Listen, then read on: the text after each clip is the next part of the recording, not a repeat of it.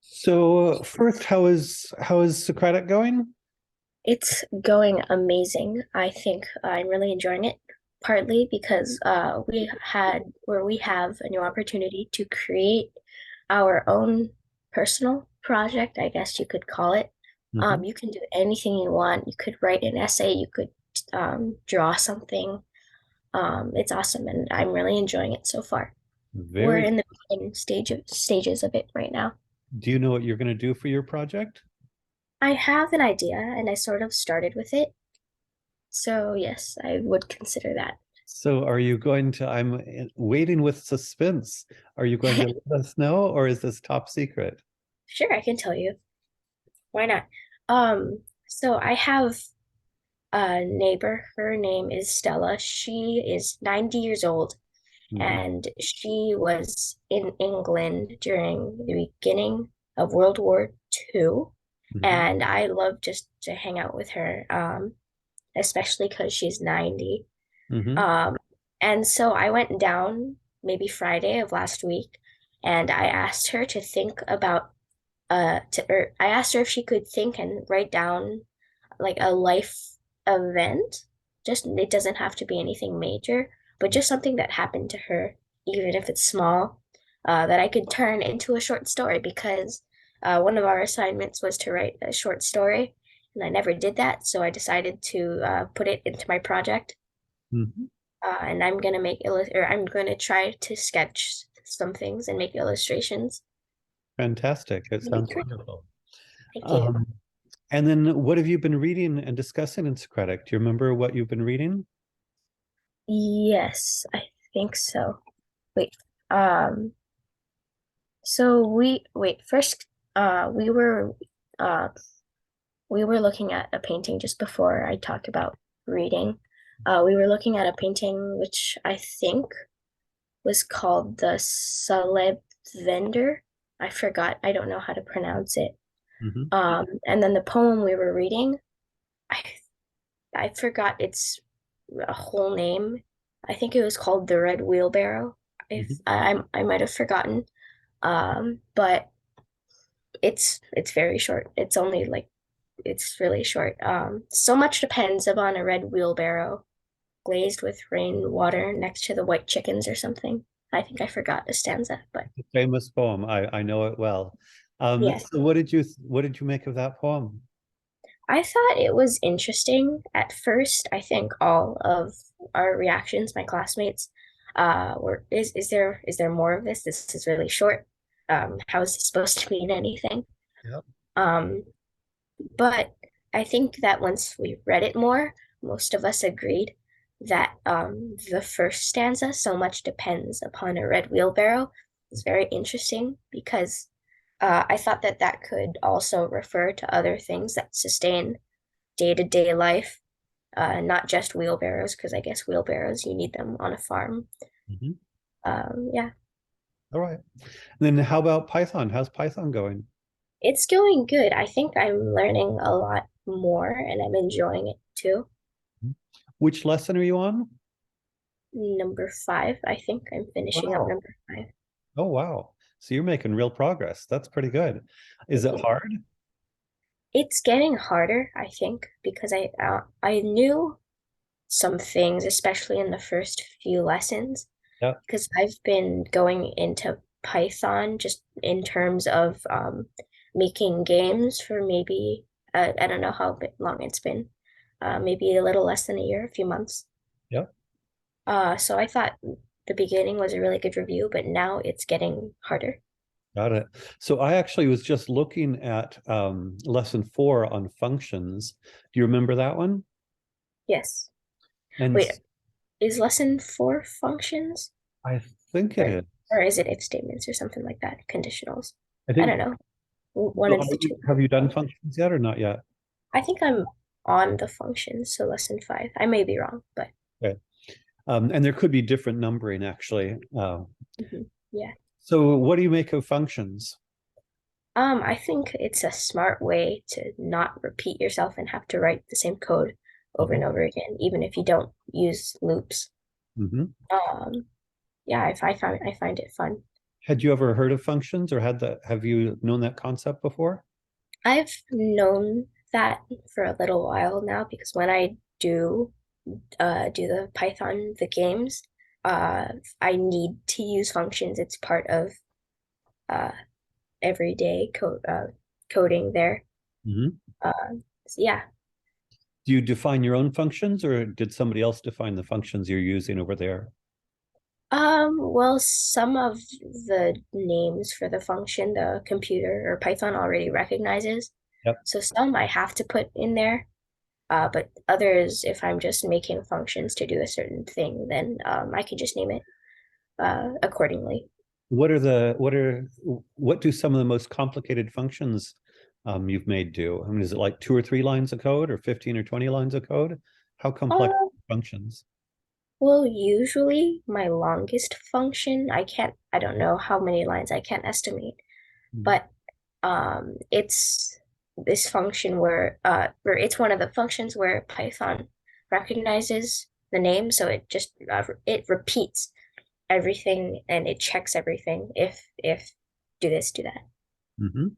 That's probably mostly my longest. Got it. And then do you have programs with 2 or 3 functions you created or 4 or 5 functions created? I'm wondering how many how to what extent are you using functions when you're writing bigger pieces of code? Usually if it's just like practicing, if I'm learning something new, I'll only create like 2 or 3 functions, Yep. the ones that are necessary. But usually if I'm creating a project or a game and it's kind of big, I need a lot of functions because they all do separate things. Mhm. And these games, and you can see, by the way, that if you were to do bigger and bigger and bigger projects, code projects, you would need either more functions and or longer functions so you can, I would say organize your thoughts. As you say, not to repeat, and the teacher of Python for Everyone emphasizes that. But I would also say I see functions as a way to organize your thoughts. Does that make sense? Yes, it does. So with these games, are you designing these games, or is there an assignment that specifies the game? There is an assignment and my teacher helps me with it, but I can modify it as I wish. I can make different things and add on to it. Got it. How often are you doing the game Python? My classes are once a week. Hmm. And I have homework, so I have to work on that. Um, I so see. yeah, maybe yeah, So would you say the Python for Everyone complements the game Python? definitely. Yes, I'm going to try to use I learn what I learn uh, and implement that into my game making, I guess. Sounds like a great combination. Is there anything you can send me in the kind of curriculum for your game Python? Can you send me what you're doing? Um, I could try take a video because I'm doing it on an editor and I'm not sure how to share stuff No problem. No with people problem. on an editor, but I can figure that out. Yeah. I could try. Actually, a screenshot or two would be interesting. I'm just interested in how I'm impressed. It sounds like you're doing, relatively complicated chunks of code already. Thank you. And that way I can kind of understand better how Python for Everyone fits into the game Python you're doing. Um, so it does sound like a great way to learn. The Python for Everyone, um, it's a real course. You can Mhm. see how it gets more and more complicated. And and there are projects. I assume you're doing the assignments in Python for Everyone. I am. Are those assignments so far easy for you, hard, or just right? Some of them were sort of complicated and I didn't really know what to do, but there are videos that go over them. So usually I try and do it first Yep, instead of just watching the video first. yep. But if I'm stuck, I just go to the video. Got it. Got it. Well, it's wonderful that you're learning to do all of this. Are you writing any books these days? I plan to try and make a bunch of those short stories, Hmm. and maybe publish it. I don't know. Let's see. Yep. And I am slowly working on my third book. I yeah, it's And is the third book much different from the first two? I think so. Yes, I think so. In what way? Um, I mean, there's a different plot, obviously. Yeah. There's different problems, and I might introduce new characters. Hmm. Do you remember when we talk about Freytag's pyramid or Freytag's triangle? Yeah, I remember that. So you're going to have maybe a little bit more deliberate dramatic structure. I'll try. Yes. Okay. And how about character development? Have you thought much about character development? No, but I'm going to try and do that because I think there needs yeah, I'm gonna go over my writing so far and change a few things, and then I'm gonna go forward. And just to make sure we're on the same page, how do you think of character development? What does it mean to you? What do you think of when you think of character development? What I mean, I think of helping the characters grow and not just, I mean, learn and grow and develop, I guess you could say, from their experiences. Mhm. Yeah, no, that's a pretty good description. And personally, I think it makes a story more interesting. Not always. You can have a story where the plot drives it rather than the character development. But I also think I like to see people develop. And so I guess as a reader, um, I like to see characters grow and change. Does that make sense? Yes, it does. You think that you as a reader also like to see characters grow and develop? Yes, absolutely, I do. Is there a book you can think of where you really loved how the characters developed? Well, I mean, I'm just the first thing that popped into my mind, Harry Potter. There's what, 7 books? Mm-hmm. Very large. I mean, there's a lot of development in there Mm-hmm. as the characters get older and stuff. How would you describe Harry's development over the course of the books? Well, he learns more things, and the school, the environment around him changes. Things become more deadly and dangerous.